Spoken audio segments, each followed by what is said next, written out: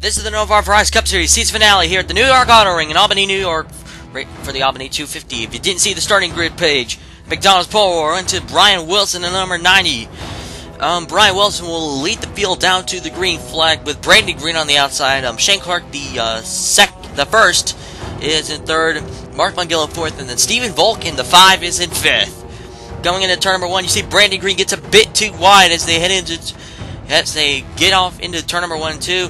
Wilson and Clarke the first, they're going to get down the back straightaway. Here they go. Looks like the 90 and 99 cars are pulling away. The Clarke first is not making a move out of it since he hasn't been racing since 1984. As they're going to head out of turn 4, however, Clarke will make the move as Aaron Fisher, the truck champion, went up and hit the wall. So, tough break for Aaron Fisher as he's hit the wall. Clarke will get the lead as the first caution would fly on lap number 2. It was a pretty small accident. The first caution, David Allen, MJ Holly, and Mac Hamlin gets spun after Aaron Fisher hits the one of David Allen, and then Allen comes down and gets the 28. The 28 would, I believe, retire from this race, even though he got minor damage from that. The 99 of Shane Clarke the first was leading on this restart with MJ Holloway second, Shane Hart third, Jake Carolyn fourth, and the 5 of Stephen Volk.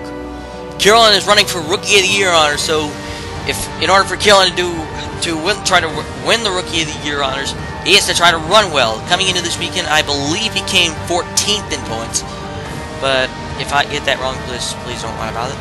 But as you see, the 48 of MJ Holloway tries to get to the lead, going down the back straightaway. As they're going to get into about the middle of turn 3 and 4, Shane Clarke the first is going to get there. Here he come out of turn 4. Stephen Volk in the 5 is going to make the move. The 50 of Blake Tagliani is going to make a move. Josh Mertz in the 81 is there. Mertz making his final race, but the second caution will fly on lap 10, and there was a humongous crash. Blake Tagliani would get turned by the 76 Jake Carolyn. The 76, 53, 11 get back up the racetrack. The 11 hits huge. Hit on the 11 into the safer barrier area. As the 11 gets stuck on the fence. Let's take a look at this. This is from Jake Carroll's perspective. Hits the wall and then comes back up. Gets up in the air. Walter Youthen is flipping. Shane Howard is flipping. Cameron Brooks is flipping. And everybody but about 5 cars will go out of this race. As you see David Allen just runs into the back of Carson Brooks right there. As everybody but about 5 cars go out. Here's James Wilson Jr. He took the worst of this. He hits the wall, gets up in the catch vent that just gets stuck on. So the 2 of the Grenson cars are like right there, so at least they get to have team meeting right there. Meanwhile, Brian Kittleson also took a violent hit. He goes up for a roll. There you see Nick Dunnigan is involved. From what I believe I counted, I speculated it was a 20-car wreck. So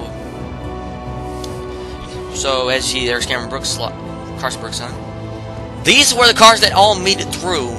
Shane Harden in the 57 is also right there, so as they're going to head down the back straightaway, here comes Mungillo. Looks like it appears that the 23 got the 24 led them back at the caution, while the 23, I believe, was second. Both of them would not actually lead on this restart. You see, Ike Chase Jr. and then 09 was leading on this restart. Gordon Billard is in second, Jonathan Winslow in third, as Josh Mertz fourth, Jarrod Landsoll in fifth. Landsoll needs to stay there.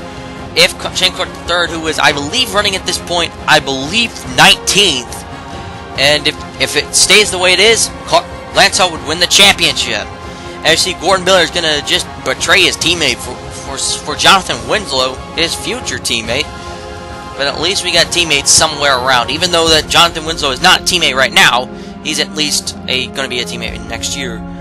Shane Clarke I this is his return to NOVAR, as everybody thought that he wasn't going to actually do well. Somehow he's doing extremely well, as he is running as of now third. As you see, Eric Weber, the defending winner of this race, he's going to get down. The 99 gets pushed up to the middle by Weber. Weber's at it, and then Weber's going to get by for fourth. Well, so that means Shane Clarke Shane Clarke the first is actually running in the 4th spot. That's not bad for him for a turn. So it's only for a 1 race deal, as Daniel Salomon was injured at a crash at the crash in Texas about 1 week ago. There you see Brandon Green on the inside. Pretty good run for the 23. Salmon was injured and he could not be cleared for this race, so that's how quickly I should sum it up. Because the third caution will fly lap number 38. Brandon Green sees an opening on the inside. He goes to the inside. Jarrod Landsoll thinks the same. However, Landsoll misjudges it. The 23 comes up. Not only that, the 23 gets up to the 98. So two of the championship contenders are involved. There you see the 98 and the 13. Both of them would drive away, and both of them would continue on. However, both of them would be off the pace, and this would change everything. As you see, Mike Hogan in the 7. He's leading on the restart with Chandler Blake in second. Shane Clarke the first and third. Walter Green fourth. Josh Mertz in fifth. So we're seeing at least some cars that we don't know that we've seen up front, up in contention, go for this win. Mike Hogan actually, who is, I believe, had a similar situation as Daniel Salomon. However, unlike Salomon, who was not cleared to race. However, the following week he crashed. He got that ankle problem at Texas World, and then raced at Kansas the following week. Salomon crashed at Texas Motor Speedway, and he wrecked it. And then the next race was at New York. So pretty much, I believe what Ford Racing did was they thought it was unsafe for him to race here since it's been prone to high-speed crashes, which we saw one on lap 10.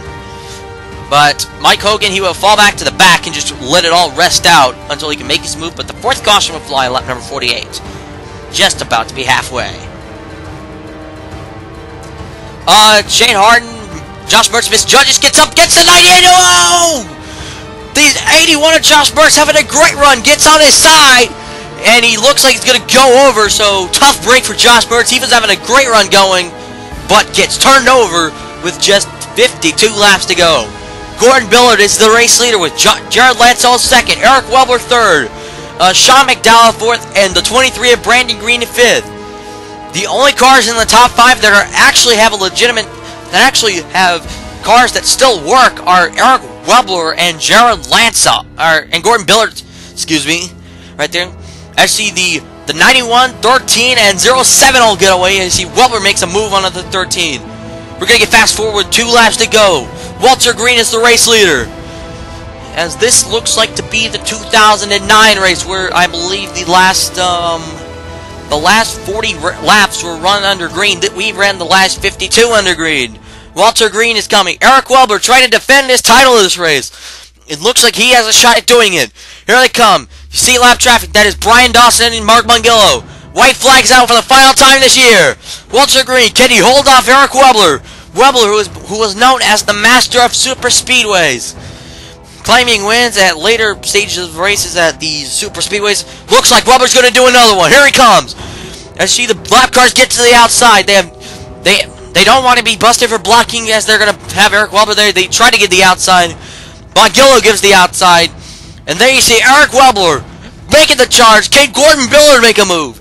And coming out of turn number 4, Eric Weber will go back-to-back wins here. He wins the 2010 race, now he won the 2011 race. And meanwhile, you see Jarrod Landsoll, he will cross the line in 8th. Shane Clarke III crosses the line in 10th. After 30 hard races, we now come to decide the champion. The moment that everybody has been waiting for since the early going of the 2011 season. Your 2011 NOVAR Verizon Cup champion is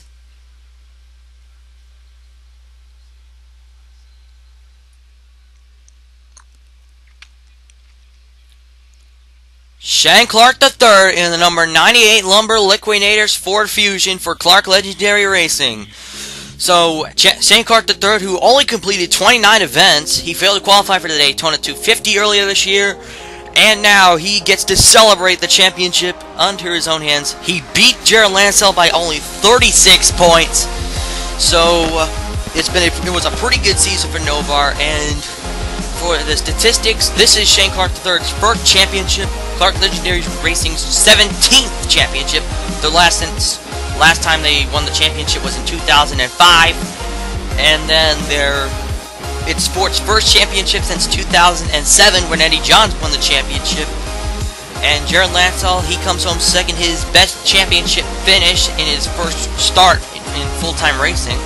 And Eddie Johns finishes third in the championship, his best finish in the championship since his championship win in 2007. And now, it has been a presentation of NOVAR Racing in action. Stick around for 2012 when we kicked off the season for the Aflac Thunder Shootout. This is Michael 29 signing out.